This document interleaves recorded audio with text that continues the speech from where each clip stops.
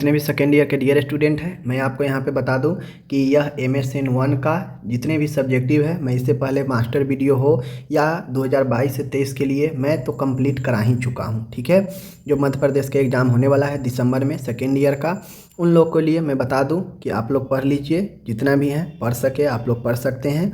मैं टोटल चीज़ पढ़ा चुका हूँ, छूटा फूटा जो इम्पोर्टेंट मुझे लग रहा है वह इस वीडियो में मैं आज MSN 1 में आज यहाँ पे मैं शामिल कर रहा हूँ। ठीक है, यहाँ पे 7-8 क्वेश्चन होगा, नो डाउट यह वीडियो बड़ा होगा, 1 घंटा से प्लस भी हो सकता है, बट आपको यह सारे क्वेश्चन को एक बार देख लेना, पढ़ लेना जरूर चाहिए। हो सकता है इसको वीडियो से 1-2 क्वेश्चन आपके एग्जाम में आ जाए। ठीक है तो चलिए आज हम लोग देखते हैं, कोशिश करते हैं जितना होगा अच्छे से करेंगे। चलिए, यह मैं बता दूं कि MSN 1 का है, मेडिकल सर्जिकल नर्सिंग 1 का है। इसी प्रकार से सभी सब्जेक्ट का आपका एक एक वीडियो आ जाएगा, हो जाएगा यहाँ पे समाप्त, और जितने भी ऑब्जेक्टिव्स एग्ज़ाम तक चलेंगे मैं आपको कंप्लीट करा दूंगा। कुछ सब्जेक्टिव भी इधर उधर से होगा, जैसे आपका डिफरेंस, अंतर बताओ, इस टाइप से जो भी होगा मैं करा दूंगा कंप्लीट आपको। ठीक है, चलिए पहला प्रश्न कह रहा है कि OT रूम में, ठीक है ना, शल्य क्रिया कक्ष में OT में सर्जरी के दौरान सर्जरी दल का वर्णन करें। यानी हमसे पूछ रहा है कि सर्जरी टीम के बारे में वर्णन करें। ठीक है, OT में कौन कौन से सर्जरी दल में होते हैं उसके बारे में वर्णन करना है। सर्जरी की सफलता हेतु स्वास्थ्य कर्मियों, हेल्थ पर्सनल की एक टीम होती है जिसका सर्जरी से संबंधित कार्यों में बहुत बड़ा योगदान होता है। कहा जाए तो OT में जितने भी OT टेक्नीशियन हो गया, OT असिस्टेंट हो गया, ठीक है ना, उसके बाद एनेस्थेटिक डॉक्टर होते हैं, सर्जरी डॉक्टर होते हैं, नर्स होती है, इन सब का एक टीम होता है, फिजिशियन होते हैं, इन सब का एक टीम होता है। और सफल OT के लिए, ऑपरेशन के लिए, सर्जरी के लिए एक अच्छे स्वास्थ्य टीम, सर्जरी टीम का होना काफ़ी महत्वपूर्ण होता है। ठीक है तो चलिए देखते हैं। अब यहाँ पे चीज़ों को आप लोग समझ लीजिए कि जो चीज़ें कहा गया है यहाँ पे कि इस टीम को सर्जिकल टीम भी कहते हैं। सर्जिकल टीम के सदस्य न केवल रोगी को इंट्रा ऑपरेटिव केयर मतलब सर्जरी के दौरान, बल्कि उसके लिए प्री ऑपरेटिव मैनेजमेंट एवं पोस्ट ऑपरेटिव मैनेजमेंट का भी आधार तैयार करते हैं। सर्जिकल टीम के सदस्यों का वर्णन कुछ इस प्रकार है। देखिए, जिसका सर्जरी के संबंधों के कार्य में जो भी सर्जिकल टीम में होता है उनका सर्जरी में बहुत बड़ा योगदान होता है। और ये सर्जिकल जो टीम होते हैं इनका काम सिर्फ ये नहीं होता है कि सर्जरी के दौरान मरीज का देखभाल करना, बल्कि यह सेट करते हैं इंट्रा, पेरी और पोस्ट, तीनों तरह के यह आधार को सेट करते हैं। ठीक है अब सर्जिकल में जो टीम शामिल होता है उसमें जो सदस्य होते हैं कौन कौन होते हैं देख लीजिए। पहला तो सर्जन होते हैं जो मेन होते हैं इस टीम का। सर्जन का काम है, यहाँ पे देख लीजिए, सर्जन सर्जिकल टीम का मेन मुखिया होता है। सर्जरी करने में मुख्य योगदान सर्जन का ही होता है।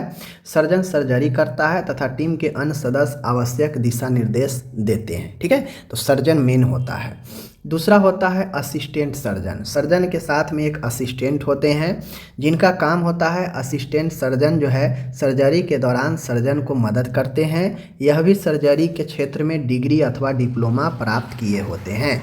ये भी डॉक्टर होते हैं, जो सीनियर सर्जन होते हैं वो सर्जरी करते हैं, और जो उनके असिस्टेंट डॉक्टर होते हैं वो सर्जरी में मदद करते हैं। ठीक है ना, तो ये चीज़ें हैं। असिस्टेंट सर्जन हो गया। एनेस्थेटिक होते हैं। एनेस्थेटिक का काम है कि सर्जरी प्रारंभ करने से पहले लॉस ऑफ सेंसेशन यानी एनेस्थेसिया देना, ठीक है, उसे सुनपन उत्पन्न करना।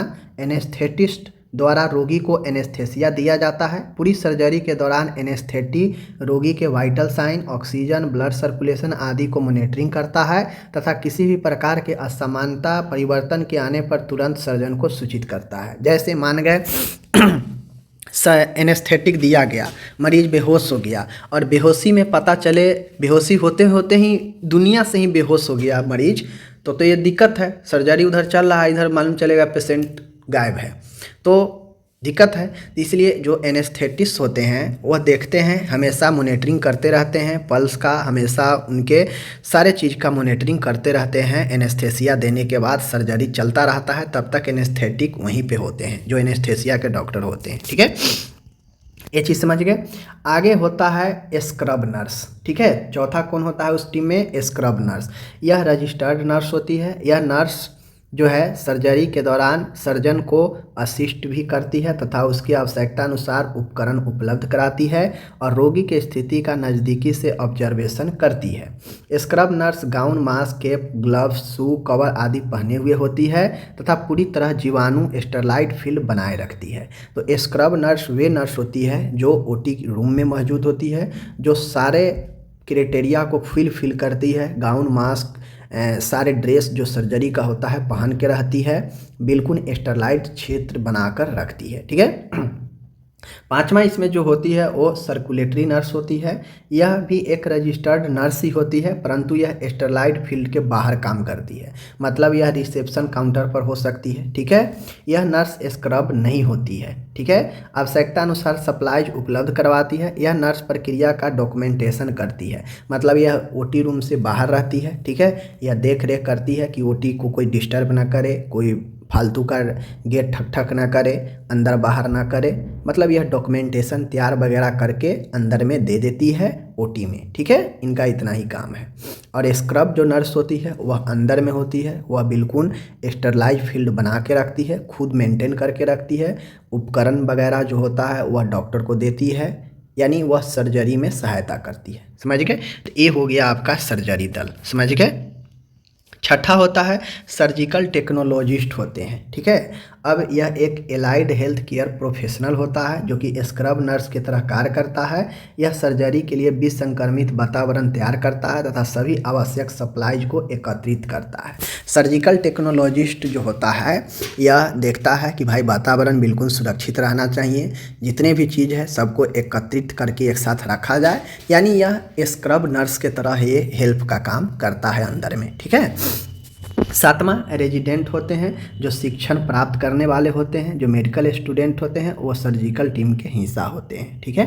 तो ये अपना हो गया सर्जिकल टीम, सर्जिकल दल समाप्त। चलिए आगे हम लोग यहाँ पे चलते हैं। अब क्वेश्चन आपसे शॉर्ट में ये पूछा जा सकता है कि दर्द का निर्धारण बताइए, दर्द का असेसमेंट कैसे करेंगे बताइए। चलिए देखते हैं। पेन असेसमेंट, दर्द का निर्धारण। रोगी को दर्द से आराम दिलाने के लिए दर्द का निर्धारण किया जाता है। दर्द का पेन असेसमेंट क्यों किया जाता है? ताकि मरीज को पेन के बारे में पता लगाया जाए कि मध्यम है या ज़्यादा है या कम है, तो उस अनुसार जो है उनका देख रेख किया जाए। तो पेन का निर्धारण मरीज को आराम दिलाने के लिए किया जाता है, ठीक है, ताकि उसकी तीव्रता व प्रकार का पता लगा सके, ठीक है ना। दर्द का आकलन करने के लिए निम्न बिंदुओं को ध्यान में रखना चाहिए। दर्द का आकलन असेसमेंट इसीलिए किया जाता है ताकि मरीज को आराम दिलाया जा सके, उसका निर्धारण करके कि किस प्रकार का दर्द है, कहाँ पे दर्द है, कितना तेज दर्द है, ठीक है ना, ये सारी चीज़ें हैं। तो दर्द का आकलन जो करना चाहिए उसमें निम्न बिंदुओं को ध्यान में रखना चाहिए, ठीक है। जैसे हिस्ट्री ऑफ पेन, पेन का इतिहास लेंगे, कितने समय से पेन है, ठीक है। दर्द का स्थल, दर्द कहाँ पे हो रहा है, ठीक है। उसके बाद दर्द की तीव्रता, इंटेंसिटी ऑफ पेन, पेन कितना तेज से है, ठीक है। दर्द के बारे में रोगी का अनुभव क्या है, क्या एक्सपीरियंस है दर्द के बारे में, दर्द संबंधी ज्ञान व समझ, ठीक है। तो दर्द के आकलन करने में कुछ निम्न बिंदु है, जैसे हिस्ट्री ऑफ पेन, दर्द की इतिहास, दर्द का स्थल, दर्द का तीव्रता, दर्द के बारे में रोगी का अनुभव, दर्द से संबंधित ज्ञान और समझ क्या है मरीज का वो। तो ये कुछ बातें हैं जिससे हम आकलन कर सकते हैं कि हाँ दर्द कैसा है मरीज के अंदर, ठीक है। तो ये कुछ बिंदु हो गया। अब दर्द का हम निर्धारण कैसे करेंगे? पेन असेसमेंट कुछ टूल होता है, तरीका होता है जिससे हम दर्द का निर्धारण कर सकते हैं। ये बिंदु तो ध्यान में रख के हम पता कर ही सकते हैं, साथ में दर्द के निर्धारण करने का कुछ तरीका भी है। चाहे कौन कौन सा है? तो पहला है न्यूमेरिकल रेटिंग पेन स्केल। कुछ ऐसे मापदंड बताए गए हैं जिसमें न्यूमेरिकल नंबर का इस्तेमाल किया जाता है दर्द के निर्धारण के लिए, ठीक है। इसमें दर्द के आधार पर 0 से 10 तक अंक दिए जाते हैं। 0 का अर्थ है कोई दर्द नहीं है, 1 से 3 तक का मतलब होता है मिल्ड पेन है, हल्का दर्द है। 4 से 6 तक का मतलब है मध्यम दर्द है। और 7 से 10 तक का मतलब है अत्यधिक सीवियर पेन है। तो न्यूमेरिकल नंबर बेस्ड जो होता है, न्यूमेरिकल रेटिंग जो होता है वह एक प्रकार से नंबर बेस होता है। उसमें 0 से लेकर 10 तक नंबर होते हैं और वह नंबर दिया जाता है। 0 का मतलब कोई दर्द नहीं, 1 से 3 का मतलब हल्का दर्द, ठीक है, और 4 से 6 का मतलब मध्यम दर्द है और 7 से 10 का मतलब तीव्र दर्द है, अत्यधिक दर्द है। तो ये नंबर देकर निर्धारण किया जाता है। दूसरा जो तरीका है वो होता है बोर बेकर फेस पेन स्केल, ठीक है। बोर बेकर फेस पेन स्केल का मतलब है कि इसमें चेहरे के प्रकार बनाकर दर्द का आकलन किया जाता है, ठीक है ना। तो बोर बेकर फेस पेन स्केल जो है यह पता किया जाता है फेस बनाकर। अलग अलग देखिएगा, दर्द में अलग अलग फेस का प्रकार होता है, तो वह फेस प्रकार बनाकर दर्द का आकलन किया जाता है, ठीक है। आगे है FLACC फ्लैश स्केल, ठीक है, फ्लैश स्केल। इसमें चेहरे, ठीक है ना, ध्यान से देखिएगा।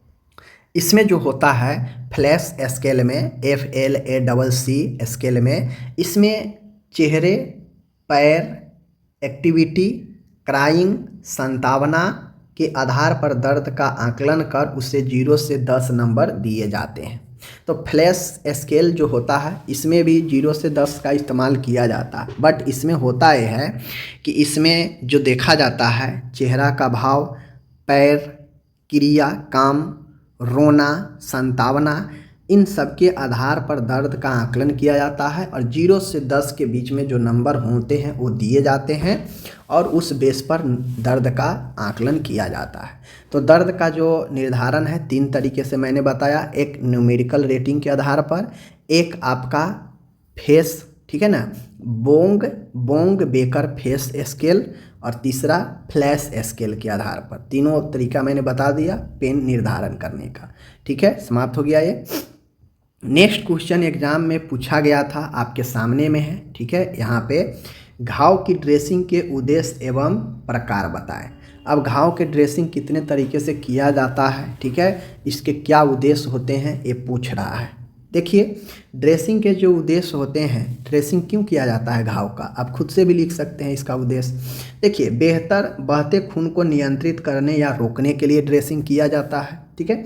संक्रमण से रक्षा के लिए ड्रेसिंग किया जाता है। घाव को न बढ़े देने व ख़त्म करने के लिए ड्रेसिंग किया जाता है कि भाई ड्रेसिंग से घाव कमे और जो है घाव ख़त्म हो जाए, ठीक है। स्राव जैसे रक्त, पीव आदि का अवशोषण के लिए जो है ड्रेसिंग किया जाता है कि जो पीव है, जो रक्त है जो इधर उधर निकलेगा वह ड्रेसिंग में ही जो है ऑब्जर्व हो जाएगा, इसलिए ड्रेसिंग किया जाता है। घाव के ठीक होने में मदद करने के लिए, घाव के भरने में मदद करने के लिए जो है ड्रेसिंग किया जाता है, ठीक है ना। तो ड्रेसिंग बहुत सारे मायनों में मदद करता है, समझ गए। घाव को और ज़्यादा फैलने से रोकने के लिए जो है ड्रेसिंग किया जाता है, ठीक है। तो ये चीज़ें हैं दोस्तों। तो जैसा कि आप लोग जान गए कि ड्रेसिंग के क्या क्या उद्देश्य हो सकते हैं, तो ड्रेसिंग के बहुत सारे उद्देश्य हो सकते हैं। संक्रमण नियंत्रित करना, घाव को बढ़ने से रोकना, ठीक है, रक्तस्राव को रोकना, पीप को रोकना, घाव को ठीक करना, ठीक है, घाव को बढ़ने से रोकना, बहते खून को नियंत्रित करना, ठीक है ना। तो ये सारी चीज़ें जो है हो सकता है। अब जो ड्रेसिंग के प्रकार होते हैं, बहुत सारे प्रकार होते हैं ड्रेसिंग का। तो चलिए ड्रेसिंग के प्रकार देखिए। ड्रेसिंग के प्रकार में एडहेसिव ड्रेसिंग मतलब चिपकने वाली ड्रेसिंग, ऐसा ड्रेसिंग होता है जो एडहेसिव चिपकने वाला होता है। यह गौज के महीन सूती कपड़े की होती है और चूसक इसमें ऑब्जर्वेंट होता है। यह फिर सेलुलोज पैड की चिपकने वाली होती है। ये मरहम पट्टियाँ अनेक आकार प्रकार के शरीर पर घाव के विभिन्नताओं के हिसाब से होते हैं। चिपकने वाला का मतलब होता है कि देखते होइएगा जैसे हैंडी प्लास जो होता है आराम से उसको चिपक जाता है हाथ में, उसी प्रकार से अलग अलग आता है जो आराम से जो है आपके घाव पर चिपक जाता है, ठीक है।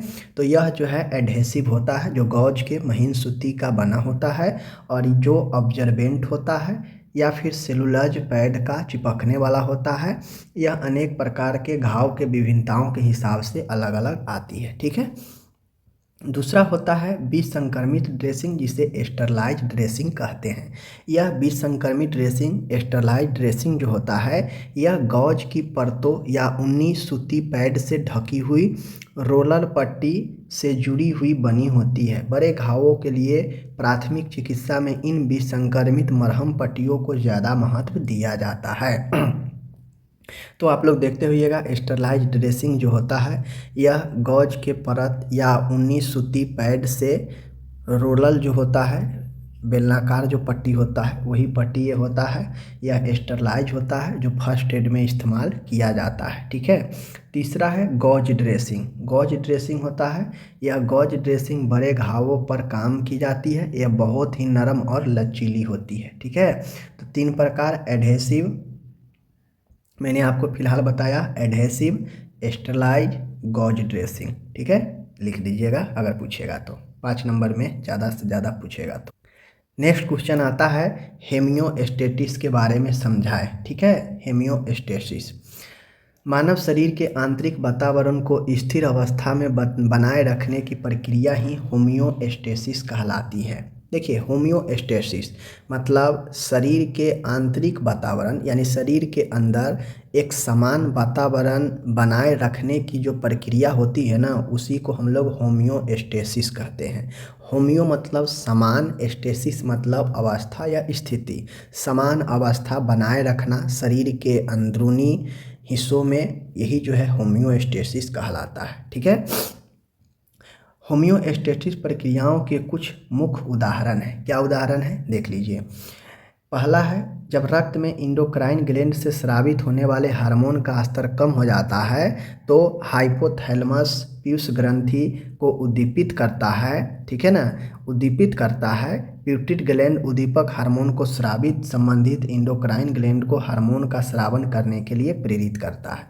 कहने का मतलब है कि शरीर में समान स्थिति बनाने, आंतरिक भागों में आंतरिक रूप से समान स्थिति बनाए रखने का मतलब होता है कि आपके बॉडी में अगर कोई हार्मोन का संतुलन बिगड़ रहा है तो मास्टर ग्लैंड का क्या काम होता है कि जो हार्मोन उत्तरदायी है उस ग्लैंड को वह निर्देश देता है कि भाई तुम रिलीज करो हार्मोन, यह यहाँ पे कम रहा है। तो मास्टर ग्लैंड प्यूबिक ग्लैंड है, प्यूबिक ग्लैंड निर्देश दिया और जो हार्मोन को काम है वह जो है सीक्रेट होता है और जाके उस जगह पर पूर्ति करता है, जिससे समान अवस्था बना रहता है।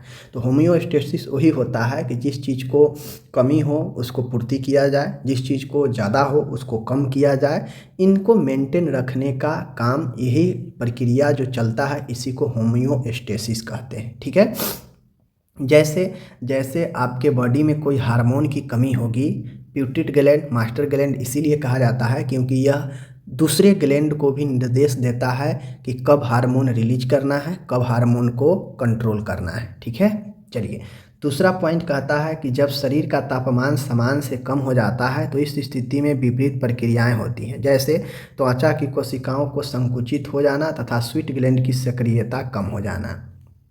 अब जैसे हमारे बॉडी का टेम्परेचर बढ़ जाता है तो उस स्थिति में कैसे उसको नॉर्मल लाना है बॉडी के अंदरूनी भागों में, आंतरिक भागों में। ठीक है। अगर तापमान कम गया तो उसे कैसे बॉडी को मेंटेन करना है, यह सब जो है होमियोस्टेसिस प्रक्रिया के अंदर ही आता है। ठीक है ना। नेक्स्ट है, यहाँ पे देखिएगा, जब शरीर का तापमान समान से अधिक हो जाता है तो त्वचा में मौजूद डायलेट हो जाती है और भिन्न प्रक्रियाओं के द्वारा शरीर में ताप हानि प्रारंभ हो जाती है। मान गया आपके शरीर में तापमान समान से अधिक हो जाता है तो अलग अलग क्रियाओं के द्वारा शरीर के हीट लॉस करना पड़ता है, बॉडी के हीट लॉस प्रारंभ हो जाता है। इसके साथ ही इस स्थिति में पसीने जो है, ग्रंथियां सक्रिय, जो स्वीट ग्लैंड है वो सक्रिय हो जाता है और पसीना बाहर निकलने लगता है और यह पसीना वाष्पीकृत होता रहता है और इस प्रकार से हमारे बॉडी से ताप हानि होते रहता है, जिससे हमारा बॉडी का टेम्परेचर संतुलित होता है। तो चाहे हार्मोन का संतुलन करना हो, चाहे बॉडी में तापमान का उच्च या निम्न स्तर को बना कर रखना हो, इन सभी प्रक्रियाओं में एक समान स्थिति जो बना के रखने की जो प्रक्रिया है उसी को होमियोस्टेसिस कहते हैं। ठीक है। तो ये सारा एग्जाम्पल सहित समझा दिए। आगे चलिए, आगे क्वेश्चन है। यहाँ पे क्वेश्चन क्या कह रहा है आपके सामने है, देख लीजिए। कहता है शल्य क्रिया पूर्व नर्सिंग देखभाल क्या है, सर्जरी से पूर्व रोगी के नर्सिंग देखभाल बताएं। अब एक क्वेश्चन हम क्यों लाए हैं, हम एक क्वेश्चन इसीलिए लाए हैं ताकि आपको हम दिखा दें कि सर्जरी से पहले क्या क्या कैसे हम नर्सिंग प्रबंध लिखते हैं, सर्जरी के दौरान कैसे लिखते हैं, सर्जरी के बाद कैसे लिखते हैं। मैं आप लोगों को पहले भी ये चीज़ बता चुका हूँ, लेकिन जब मैं क्वेश्चन सब पढ़ा रहा था तो वहाँ पे सीधे 1 2 3 4 पॉइंट करके 8-10 पॉइंट करके नर्सिंग प्रबंध बता देता था, सर्जरी से पहले, सर्जरी के दौरान, सर्जरी के बाद। लेकिन सभी में मैं ये ज़रूर बात कह रहा था कि आप लोग अच्छे से पहले 4-5 पॉइंट खोजिए सर्जरी से पहले की तैयारी, सर्जरी के दौरान 4-5 पॉइंट खोजिए, सर्जरी के बाद देखभाल में 4-5 पॉइंट खोजिए और उसके अंदर प्रबंध लिखिए, तब जाके आप बेहतर तरीके से मैनेजमेंट कर पाएंगे। ठीक है, तो अगर आप नहीं कर पाए हैं तो मैं आपको आइडिया दे देता हूँ, ये क्वेश्चन सभी में लागू होगा। आप किसी भी सर्जरी वाले मरीज का प्री ऑपरेटिव देखिएगा सर्जरी से पहले, या पेरी ऑपरेटिव सर्जरी के दौरान, या सर्जरी के बाद, आप इन तरीके से आप आजमा कर, इन सारे पॉइंट को आजमा कर आप ज़रूर लिखिएगा, आपको बेहतर रिजल्ट होगा। ठीक है, अच्छा तरीका होगा। देखिए, सर्जरी से पूर्व देखभाल, सर्जरी के समय निर्धारित हो जाने लेकर रोगी को ऑपरेशन थिएटर में भेजने से पूर्व उसे जो देखभाल प्रदान की जाती है वह प्री ऑपरेटिव केयर में आता है।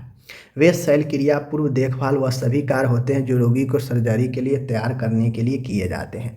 तो सर्जरी जब निर्धारित हो जाता है किसी मरीज को कि हाँ इसे सर्जरी होना है, ठीक है, तो सर्जरी ओटी रूम में पहुंचाने से पहले जितने भी तैयारी किए जाते हैं वो सर्जरी से पूर्व देखभाल में होता है। ठीक है, अब सर्जरी से पूर्व देखभाल में नर्स की भूमिका क्या होती है, यही महत्वपूर्ण है। अगर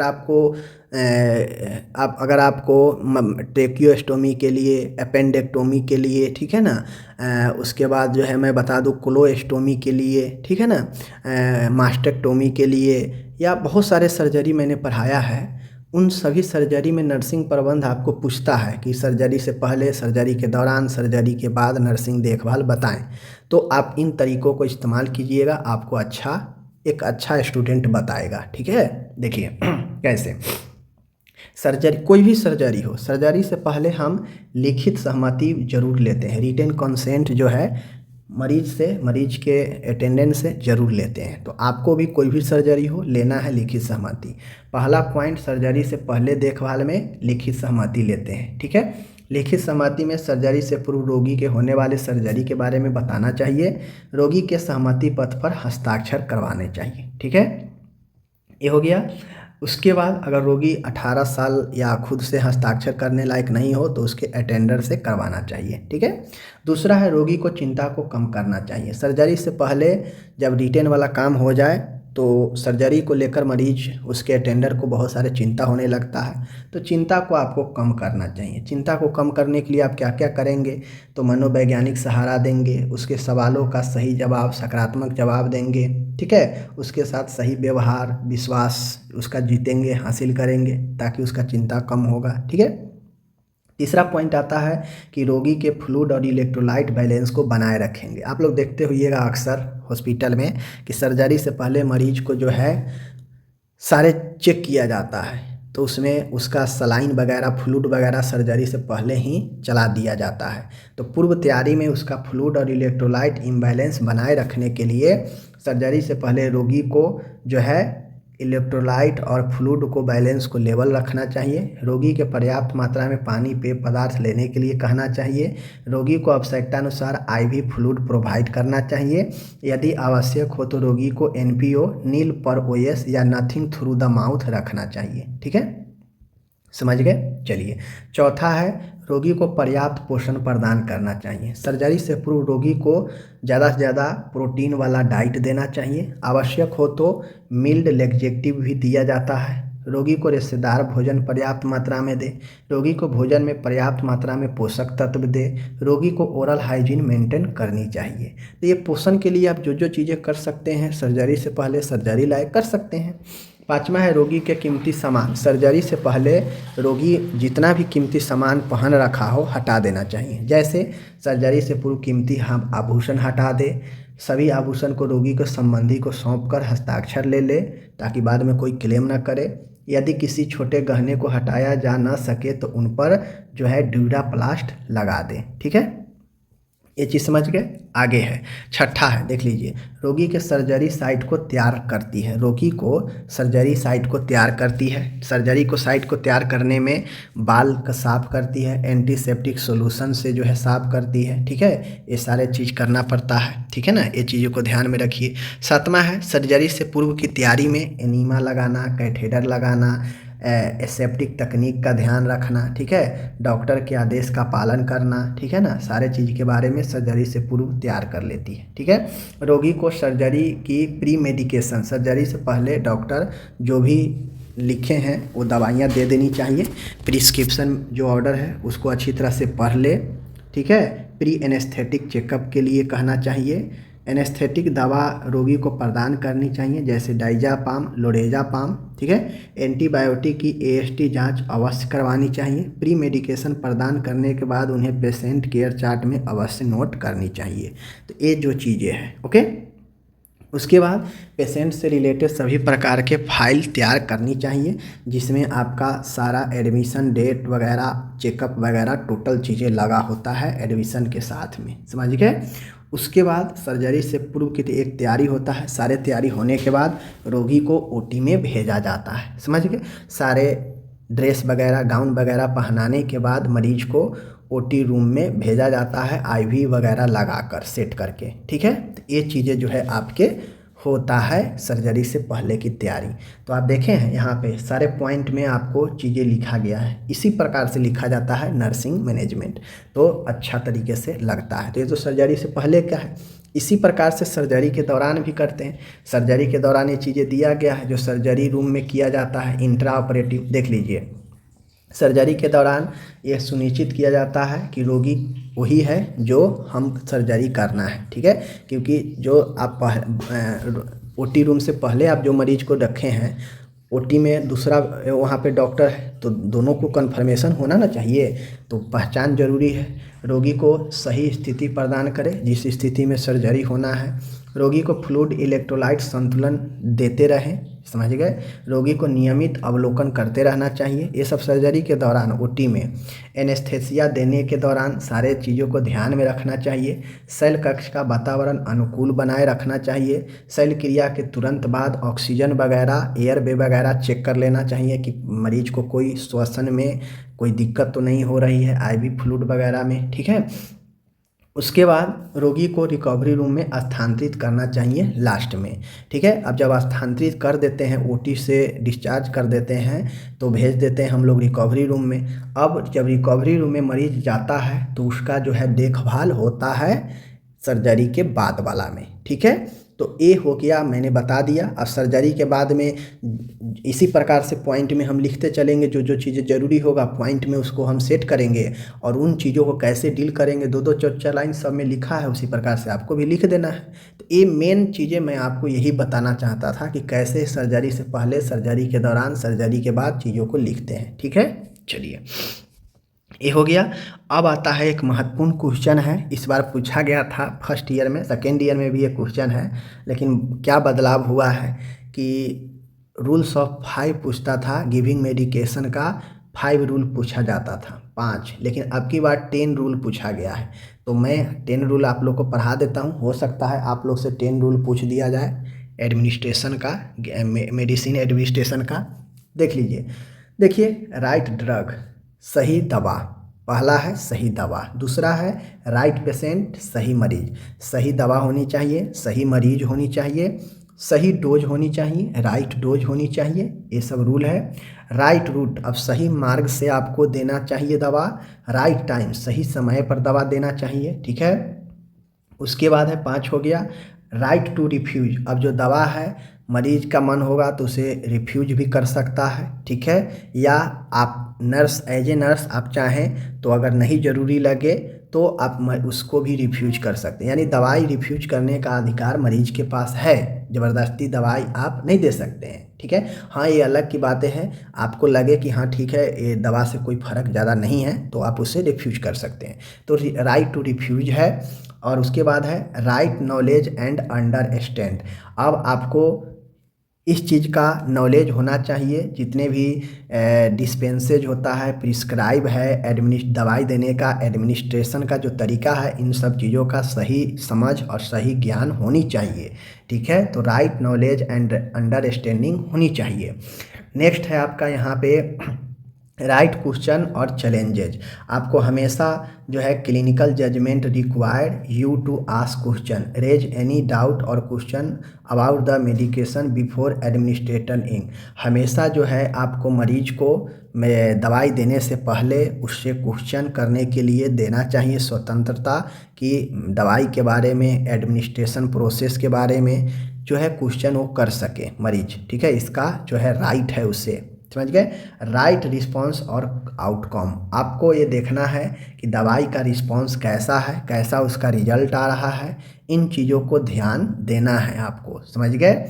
उसके बाद होता है राइट एडवाइस। राइट एडवाइस के मतलब सही जानकारी, सही सलाह दवाई के बारे में, एडमिनिस्ट्रेशन के बारे में, ड्रग के बारे में आपको मरीज को प्रोवाइड करनी होगी। तो यह 10 चीज़ें हैं, आपको ध्यान में रखना है। अब ऐसा नहीं है कि आप इधर उधर करके नहीं लिख सकते हैं, बिल्कुल 10 पॉइंट है, 10 रूल्स आपसे पूछा जा सकता है। इससे पहले 5 ही रूल पूछता था, ठीक है ना। आपसे 10 रूल पूछेगा, 10 रूल आप लिख दीजिएगा, मैंने आपको बता दिया, ठीक है।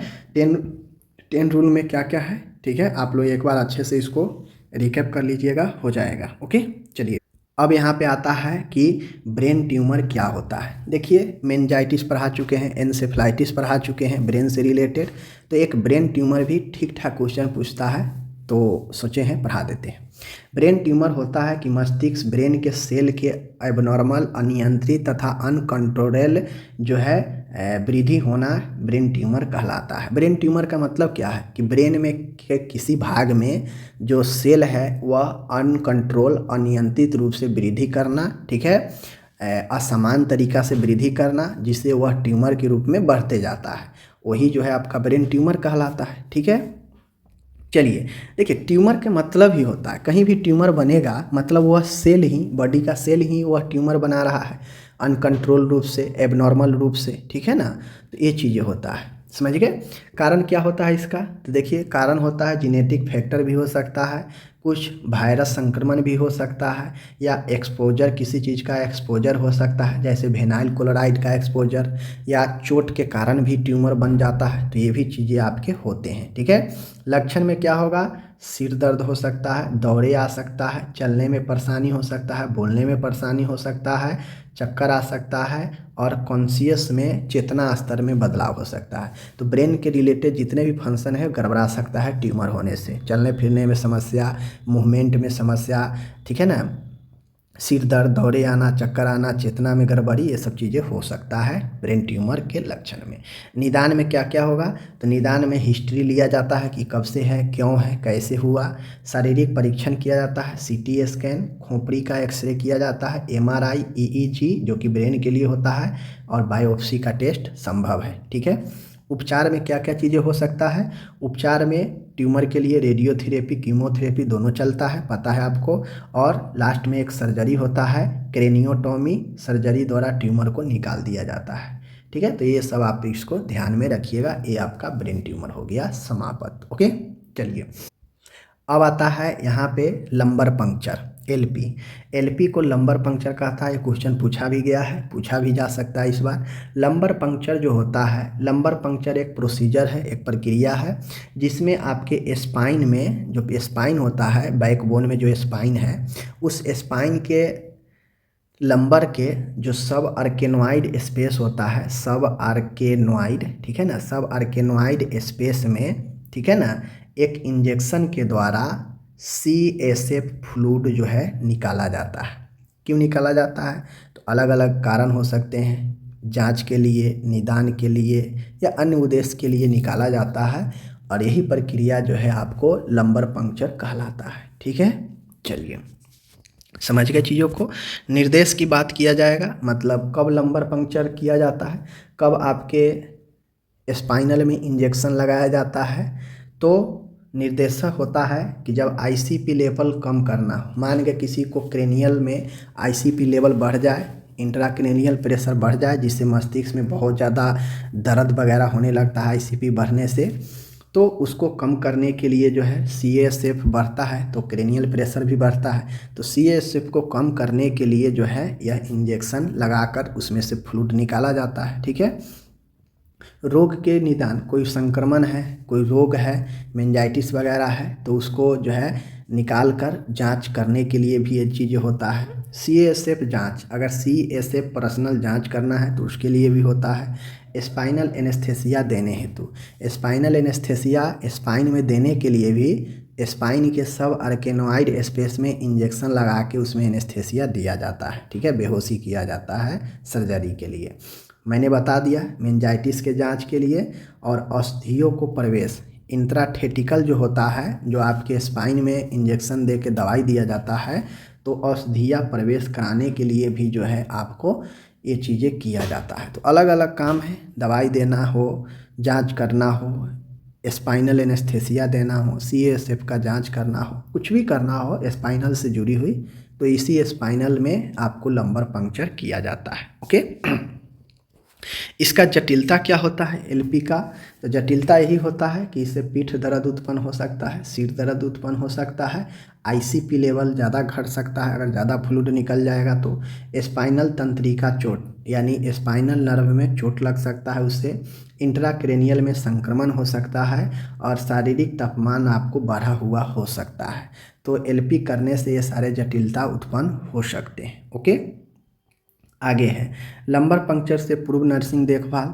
तो वही चीज़ें हैं, जिस प्रकार से पूर्व सर्जरी देखभाल करते हैं उसी प्रकार से पूर्व देखभाल इसका भी करेंगे। ठीक है। और लंबर पंक्चर के दौरान जो चीज़ें होता है देख लीजिए, लंबर पंक्चर के दौरान क्या क्या चीज़ें होना चाहिए।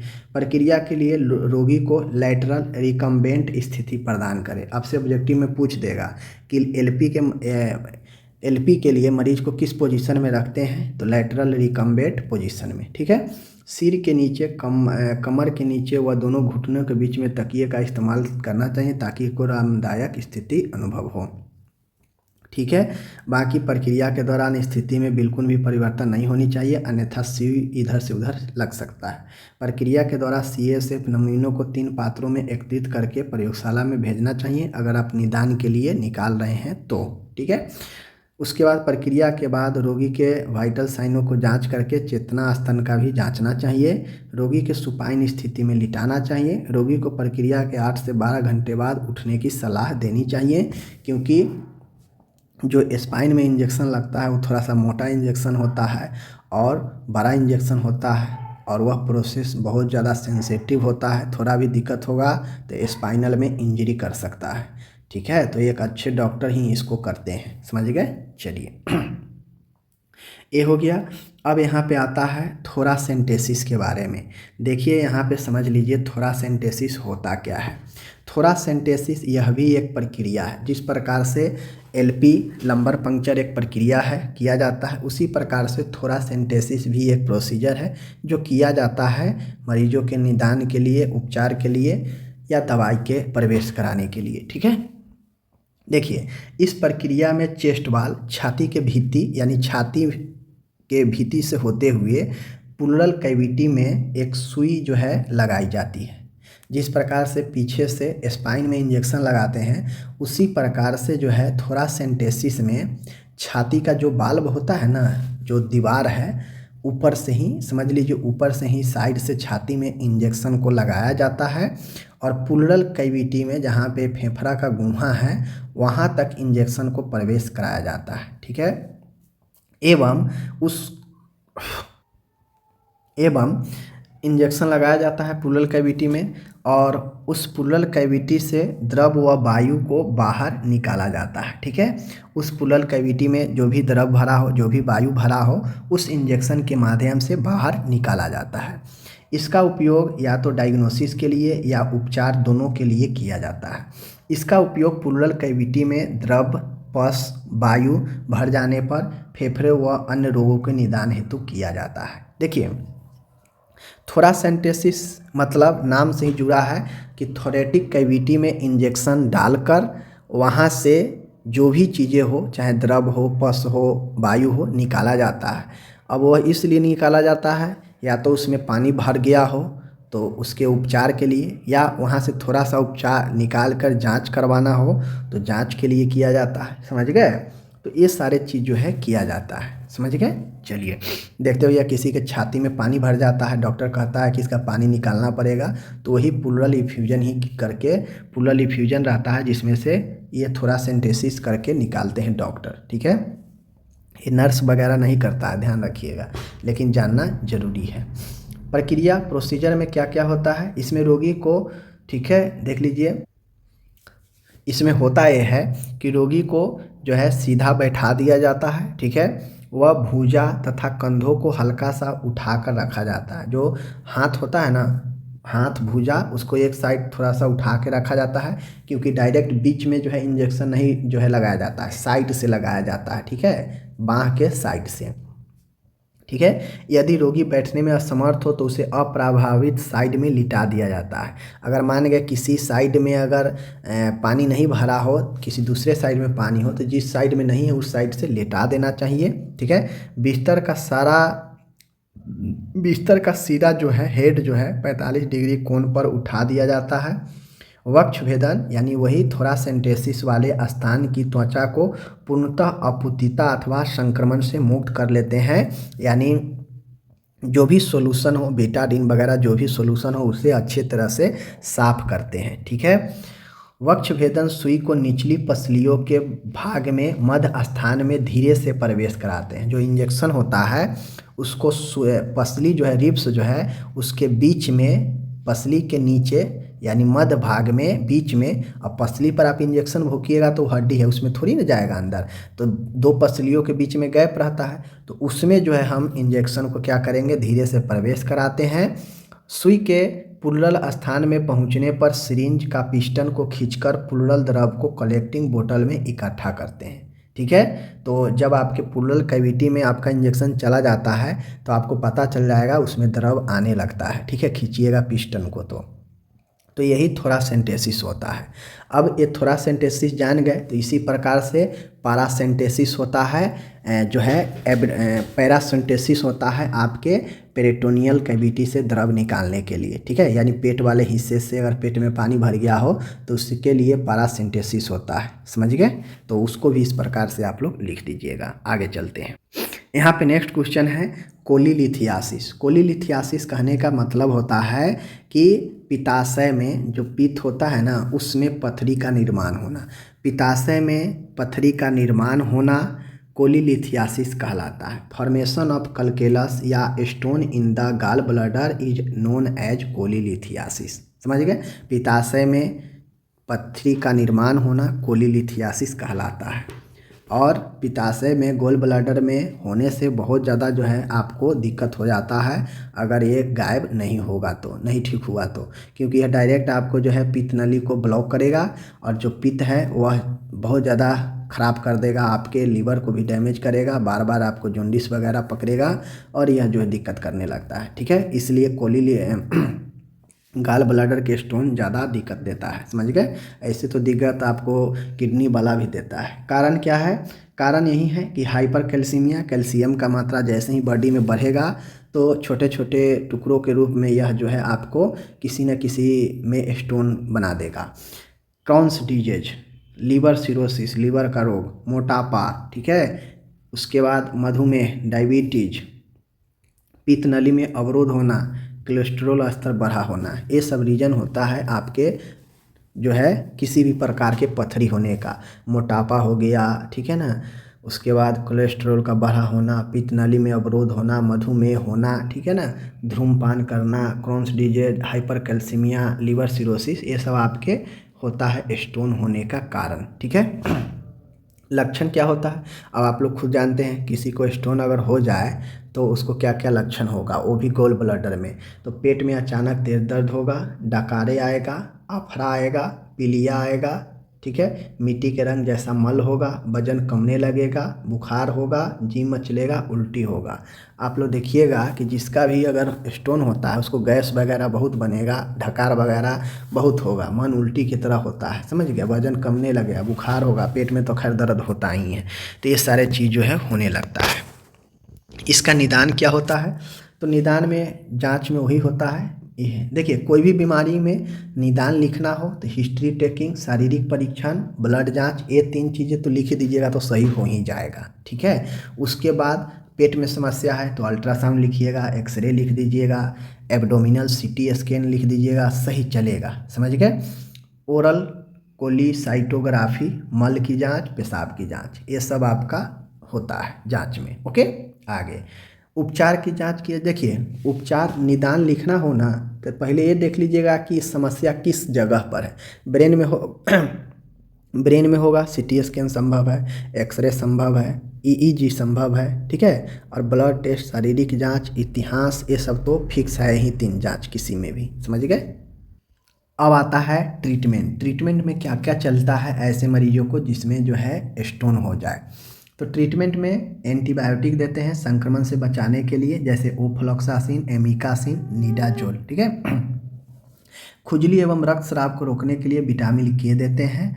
और ऐसे मरीज जिसमें स्टोन हो तो उसे कहते हैं कि भाई तुम कम फैट वाला भोजन करो, क्योंकि कोलेस्ट्रॉल बढ़ता है, मोटापा बढ़ता है तो और दिक्कत देगा। समझ गए।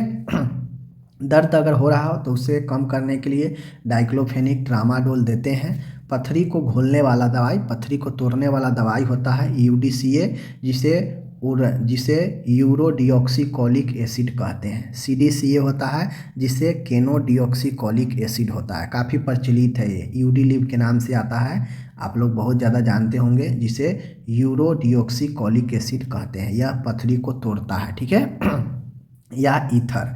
उसके बाद सर्जरी में लिथोट्रिप्सी होता है, इसमें लेजर के द्वारा गल ब्लैडर स्टोन को तोड़ा जाता है। लेजर के प्रभाव से बड़े स्टोन टूट जाते हैं एवं बाइल जूस के साथ में आहार नाल के रास्ते मल के बाद जो है बाहर निष्कासित हो जाते हैं। तो लेजर वाला थोड़ा सा महंगा सर्जरी होता है, सब जगह होता भी नहीं है। समझ गए। आगे है, यदि स्टोन बहुत ज़्यादा मल्टीपल संख्या में हो, आकार में बड़ा हो, तो संपूर्ण पित्ताशय को शैल क्रिया द्वारा शरीर से निकाल दिया जाता है, जिसे कोलिसाइसेक्टोमी कहते हैं।